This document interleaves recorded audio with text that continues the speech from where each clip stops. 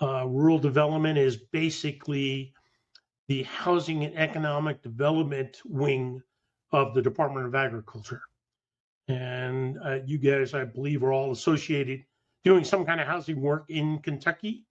And so USDA plays a fairly major role in rural Kentucky, providing resources to finance new housing and to repair existing housing. We also, there's an echo. And we also have a rental program as well. So I'll just go over a couple of things. Happy to answer any questions you have as we go along or at the end, whatever works best for you.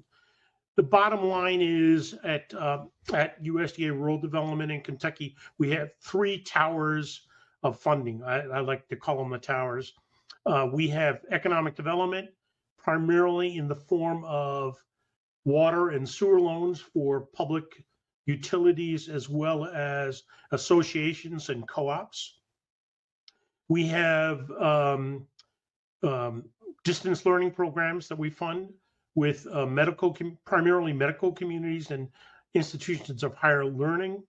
We provide loans and grants to wireless providers, broadband providers around the Commonwealth. And we also provide loans and grants to many of the rural electric co-ops around the country and certainly in Kentucky. So that's basically our the public facilities side of the agency. Also within community programs, we provide grants and loans for community facilities. So what we call community facilities could be a fire truck or an ambulance or a police car, a garbage truck. It could be a city hall, could be a hospital. And it could finance the offices or facilities of a nonprofit corporation. And those funds, those community facilities, loans and grants, typically the grants are limited to $50,000 a piece. And the loans can go up to a 40-year term. And the interest rate on those loans today is in the neighborhood of 4.5%.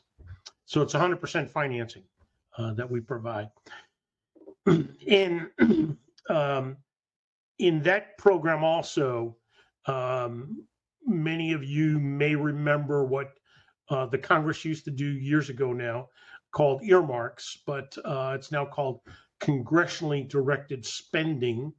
And in the minibus that was just passed last week, there's over $500 million of congressionally directed spending in our community facilities program.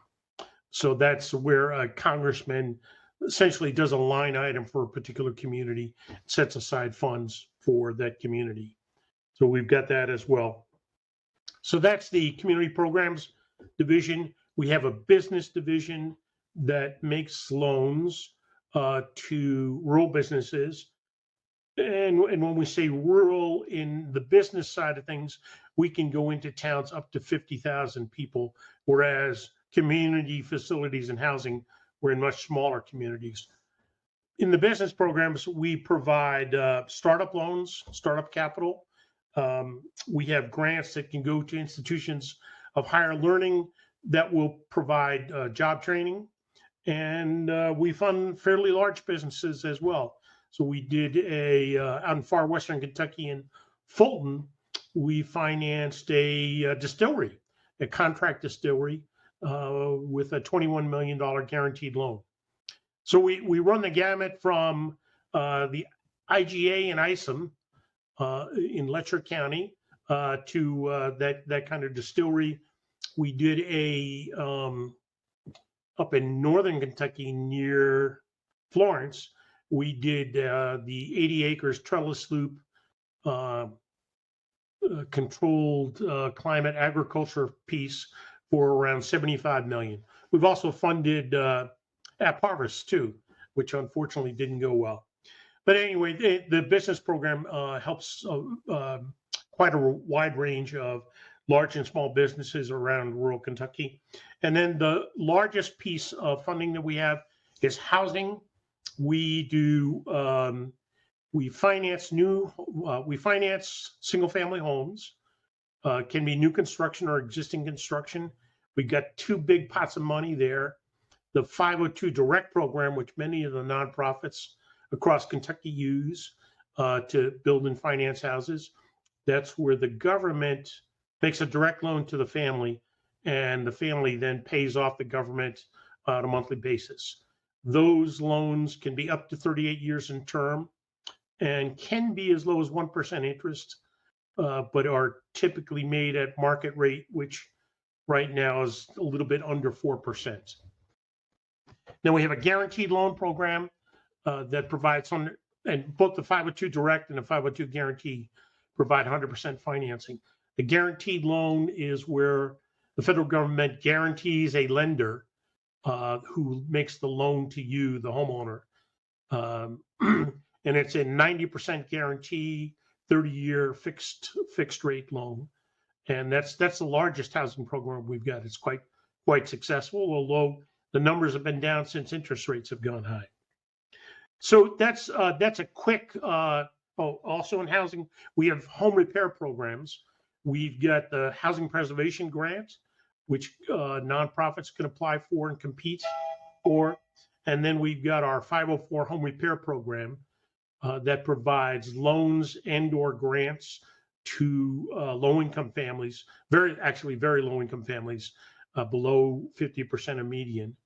That loan is a fixed rate, 1% interest for 20 years, can be up to a $40,000 loan. The grants can be up to $40,000 in certain areas, disaster recovery. Otherwise, it's typically limited to a $10,000 grant. But that's a brief overview of what rural development does. We've got several energy programs in our business, out of our business division. The biggest energy program we've got is called REAP, Rural Energy for America program. That program provides 50% of the cost of you putting solar on your small business. I say solar, it's not limited to solar. It could be for other energy efficient improvements to your small business. So for example, the ISOM IGA in Letcher County put all new coolers in and all new LED lighting, and we were able to cover a good chunk of the cost of that, as well as put solar on the roof. Those grants are limited to up to $1 million. So you could have a $2 million project and get $1 million from us to cover the costs. You can combine that with the Department of Energy, the U.S. Department of Energy tax credits, and basically get close to 80, maybe 90% of the energy improvements covered and reimbursed. So that's a quick synopsis. We've been, the housing programs at Department of Agriculture have been around since the 40s. We have a self-help housing program. I forgot to mention that. The self-help housing program preceded Habitat by quite a few years, but it's a program where a group of families gets together, groups of 5 to 10, and they each build each other's home. And the Department of Agriculture helps a nonprofit technical assistance provider supervise the construction, helps create the plans and specs along with the families. And then the families each put in, I think it's 600 hours of labor working on each other's houses to complete the homes. And no family can move in until all the houses are done. That's a great program. We've been operating that in primarily Round and Bath counties up in northeastern Kentucky for the past several years. We had a program down in Wayne County, and just to the west of Wayne County is the town is Albany, Clinton County. We had a program down there for several years. So that's a quick summary. Anybody have any questions?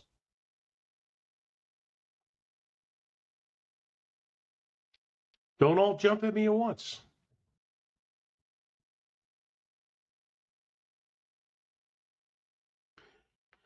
So if I'm not sure if I said this to you when we started out, but we put about $1.4 billion per year into the economy of Kentucky. We've been doing quite a bit of work with the flood recovery in Southeast Kentucky. We've done some of the work in the tornado recovery in Western Kentucky, but not as much. We've been more intricately involved in the flood recovery in Eastern Kentucky, working with the many housing partners we have there. And we've worked with Congressman Rogers and the governor to help include some disaster recovery money in the 2022 omnibus package that was passed by Congress. So we've got some special money set aside for housing and water and sewer systems and community facilities in that region.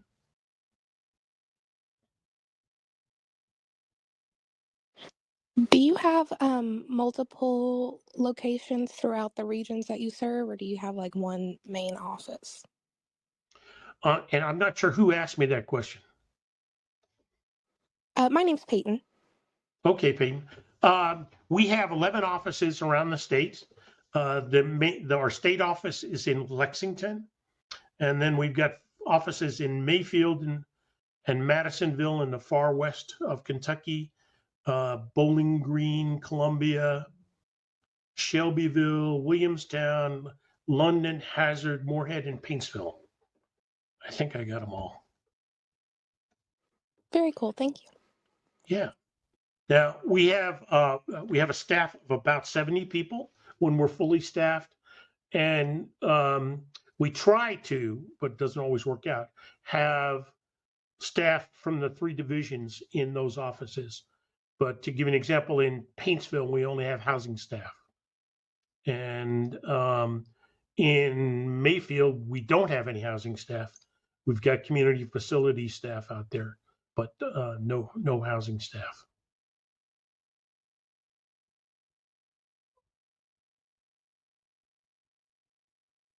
We also operate the Rural Partnership Network that was created by President Biden, and that's new. I mean, it's as it came in with the president, and that is targeting 8 counties in the east, in the Highlands area, and then 1 county, Fulton County, in the far west of Kentucky.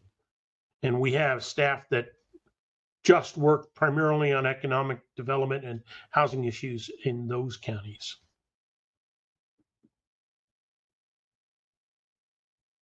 So how many of you have come across rural development in your housing work?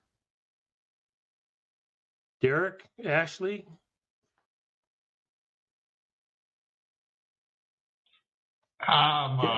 It's a major, funding source for us, getting houses built up and, built and repaired, And where are you at, Derek?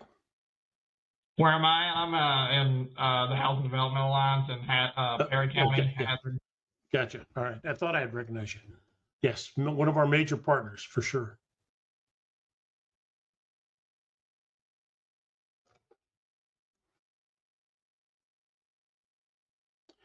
Somebody just put a message in the chat. Let me see if I can read it. What's the name of the program for families helping one another build their homes? That's the Mutual Self-Help Program. And they put in not $600, but 600 hours sweat equity. Now that program has to be sponsored by a nonprofit. So Frontier Housing in Moorhead is our partner there. I know that over the years, we've talked with the Housing Development Alliance in Hazard and Homes in Whitesburg about starting a mutual self-help program. It's a great way to lower costs for families. And, when folks put in 600 hours of sweat equity, it's very rare that they lose the home due to foreclosure. So it's a great program.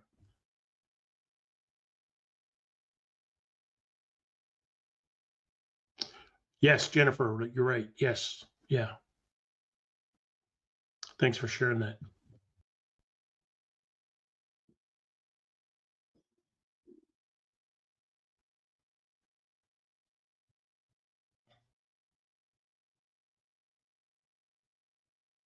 So let me tell you a little bit about, go ahead.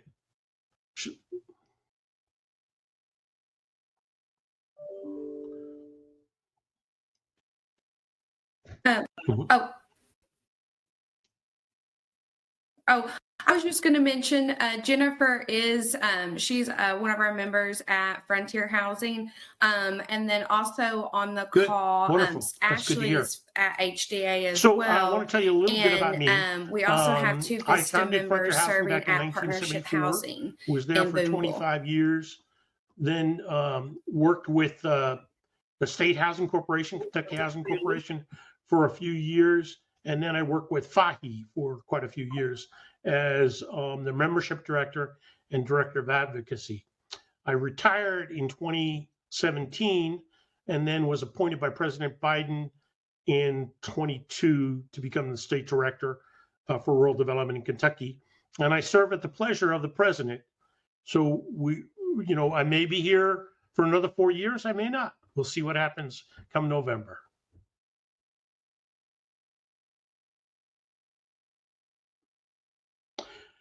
Well, if that's all the questions, it's a pleasure to meet you all. Thanks for the great work that you're doing. Keep up the good work, and please let me know if I could ever help you.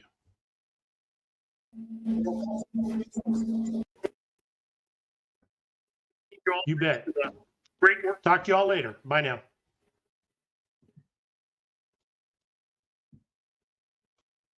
Yes, thank you so much, Tom.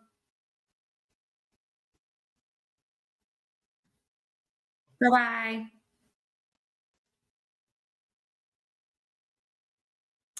Okay, guys, I'm going to share my screen with just some program updates, and it shouldn't take more than 15 minutes, and then you guys can get back to your day. So hold on just a second.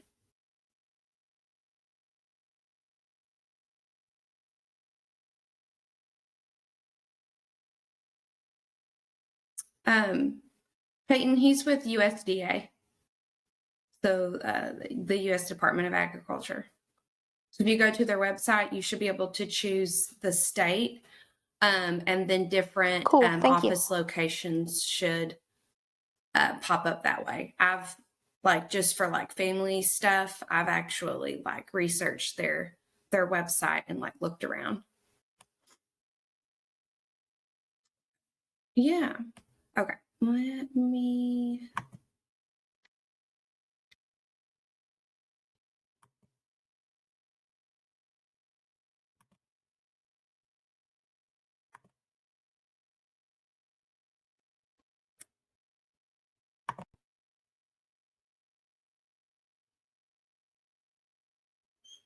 Okay.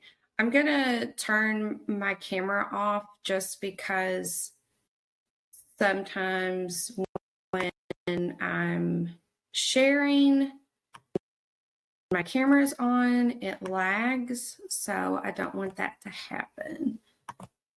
It's me today, so I will look at the chat once I'm done looking,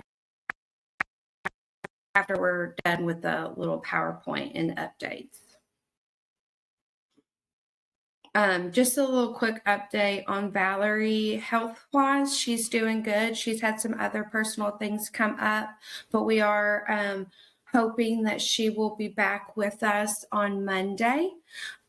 So again, if you have reached out to her and you haven't gotten a response, she has had her out of office set up, but it's just been kind of day by day this week. So if for some reason you've sent something to her and it's not been answered, that's why. But you can always reach out to me and talk to me, or ask me any questions as well.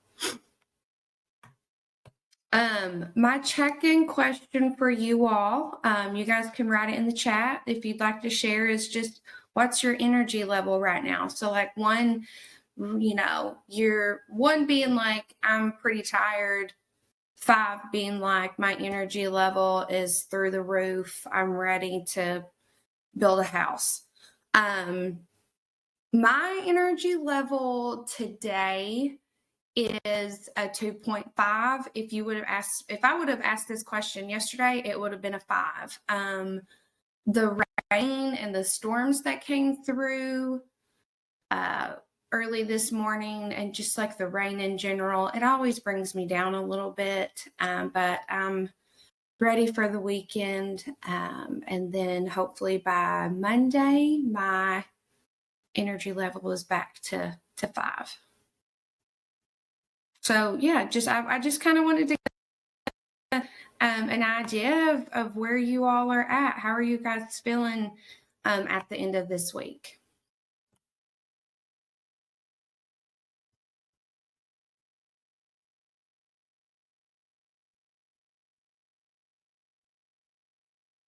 I'm trying to find the chat, you all.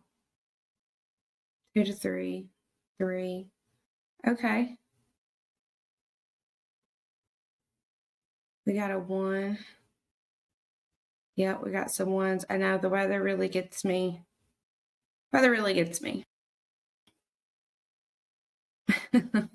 Yes. So it seems like the week maybe got us. That's okay. Hopefully we can ask this question next week and all of our levels will be back up for sure. So I'm glad. Oh, Karen says I'm ready to plant spring flowers.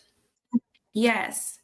My mom has always told me you got to wait until after Mother's Day to plant flowers. And she also has this little riddle that I guess it's not really riddle, but it's like if it thunders in February, there's going to be frost in May, I think. It's either April or Can May. I tell a quick story about that? I don't know if you're someone that kind of goes by those little I lived old up in wives' tales Ohio or whatever, but for I've about always been 5 told years. to wait and to the first plant flowers spring, I lived up after there. Mother's Day. It was about So, March or April, and I said, I'm going to go plant some flowers. And everybody said, oh, no, you don't want to do that. So it's going to snow. It'll likely snow again.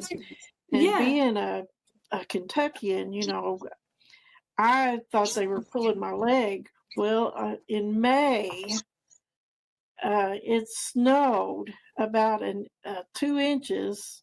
It went away pretty fast, but every winter I lived up there, there was at least 100 inches of snow, average snowfall. So after that, I didn't think about planting flowers till after Mother's Day, just like you said.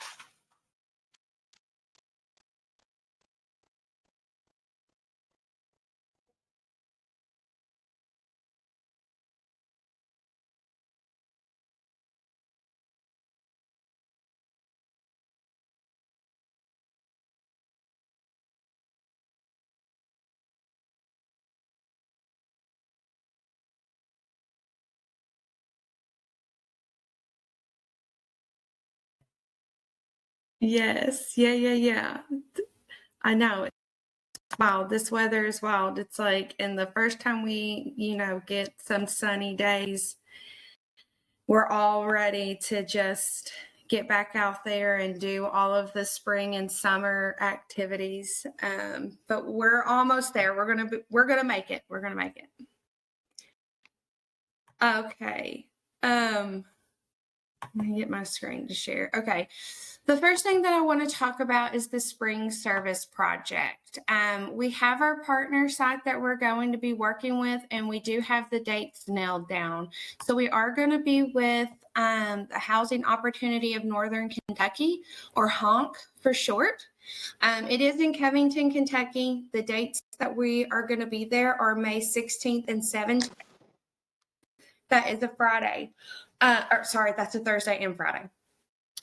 We always tell our members if you map it out from where you are and your drive, your commute is going to be more than, if it's going to be 2 hours or more, we will have a room for you to check into the night before. So next Monday, so on the 18th, we will send out a registration for you guys to complete so we can nail down how large our group size is going to be, so that we can get our volunteer group size to Honk, and so they can kind of get our projects figured. We will know what houses we're going to be working on, and just a little refresher. So with our spring service project, we typically do construction work. So in April, Honk will have, I've talked to their construction manager. They will know for sure in April what type of construction activities we will be doing. I will say our lodging wise, so hotel wise, we will be staying outside of Covington. We'll be staying in Florence. It's about 15 minutes from what the construction manager talked to me about when we were talking about logistics. So I wanted to get those dates to you. For folks that want to join us, we usually have an option for individuals who maybe can't do some of that hard construction work. And that's okay. I will say I am working with another organization to see if that's going to be possible.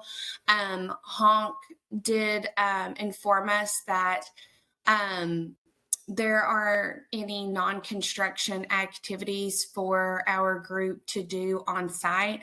So I have reached out with a previous partner organization.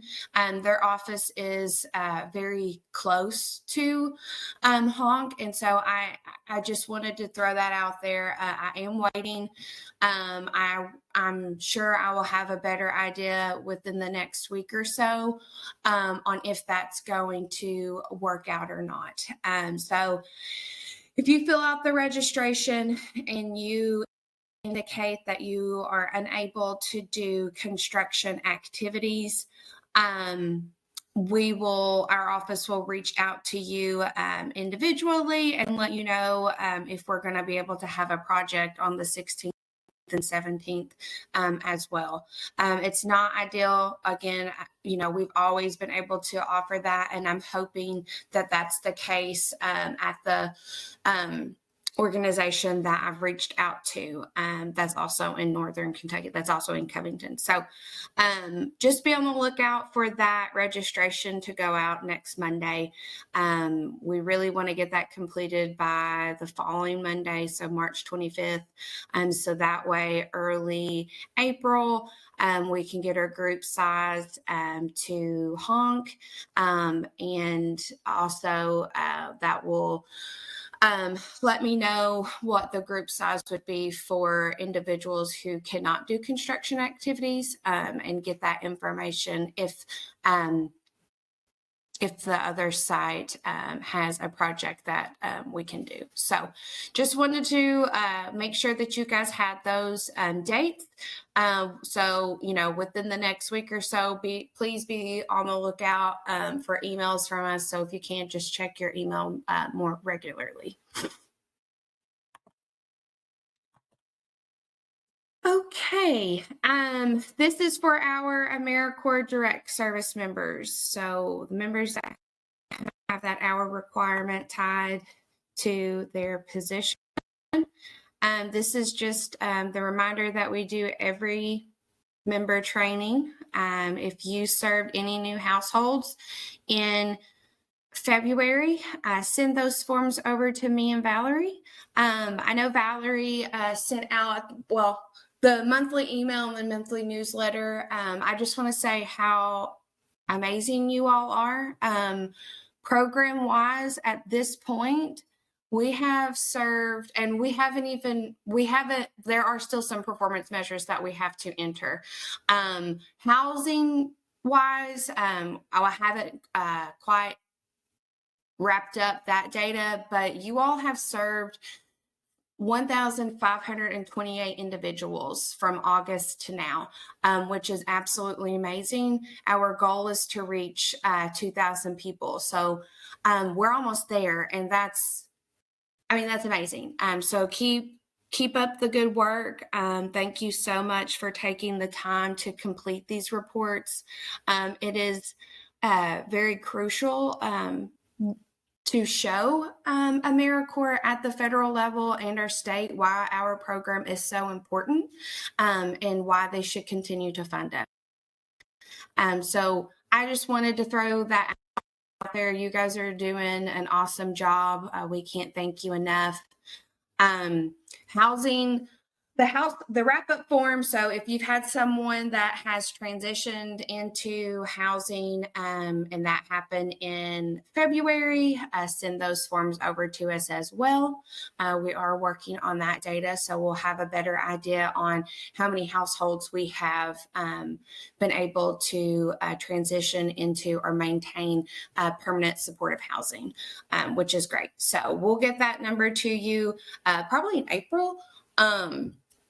So yeah, that again, this is just a reminder. If you have any new forms, or if you've had forms that you've completed and you hadn't sent them over yet for previous months, you can email them to us.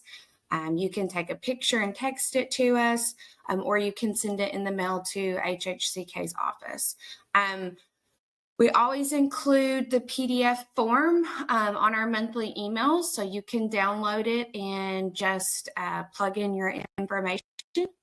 If you want hard copies to be mailed, you can, or you can download the PDF and print it and scan it back to us, or take pictures of it, whatever works. And that's the same for the volunteer forms. 15th of every month for the previous month, you send it to us the same way. So again, I just want to say thank you so much for taking the time to get these reports to us. It's amazing how many individuals and families you guys have served this in such a, if you think about it, a very short amount of time. Another thing I wanted to go over with the AmeriCorps state or direct service members,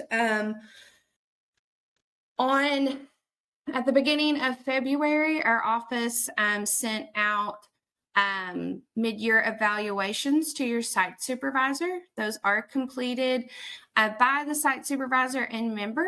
We did ask for those to be back by March 1st. So if you have not completed this with your supervisor, please follow up. This is also for members who started in August. So if you started a little bit later, your supervisor will get your mid-year evaluation soon.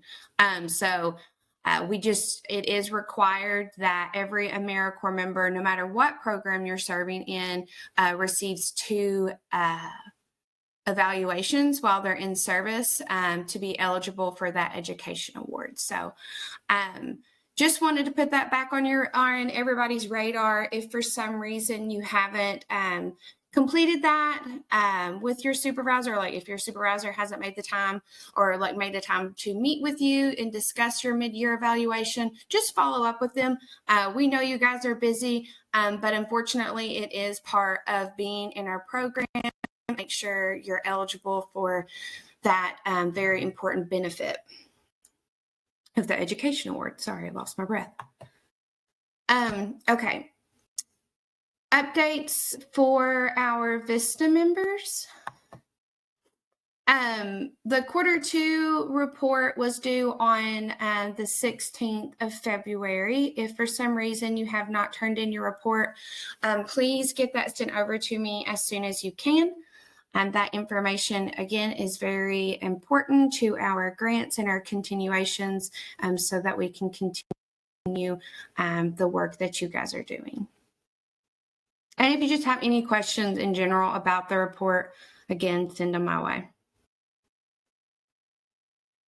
Same with mid-year evaluations. They were sent out to your supervisors in early March, and just we're asking that them be completed by you and your supervisor and sent back to us by the end of the month. So I know it's not quite there, but I just wanted to put that out there. I knew it was a time that we were going to be together. And so if for some reason that time has not been scheduled to complete your mid-year evaluation, maybe you can just let your supervisor know, hey, I just want to make sure we get this done and sent on to Homes for All.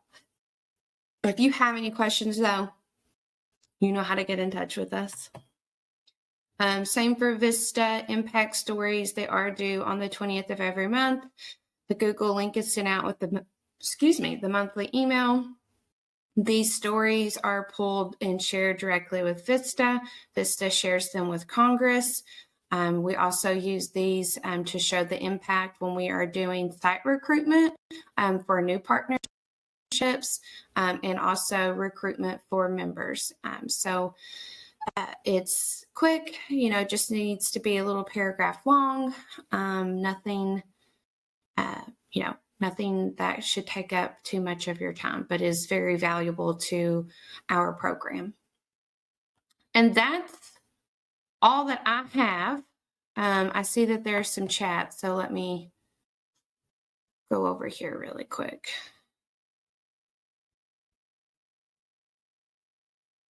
Yeah.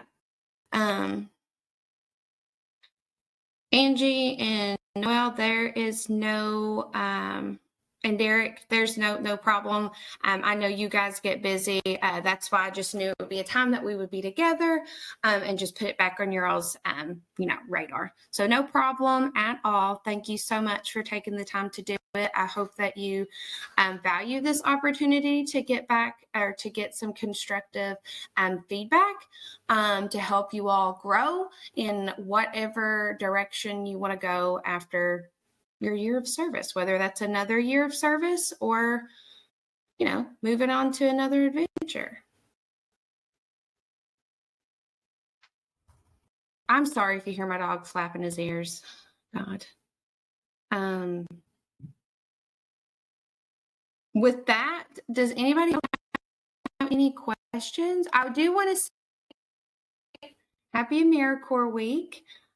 We value you all so much, and just a big shout out to our program. We are the oldest AmeriCorps program in Kentucky, so that is really something to be proud of. We've been around since AmeriCorps was created, so I think that that's something to be really proud of. And we hope to continue on for years and years and years. I wish my energy level were a little bit higher today. I hate when monthly meetings fall on a Friday, because I know all of us have put in so much work and service to your clients that you're working with that I know you're tired is all I'm trying to say.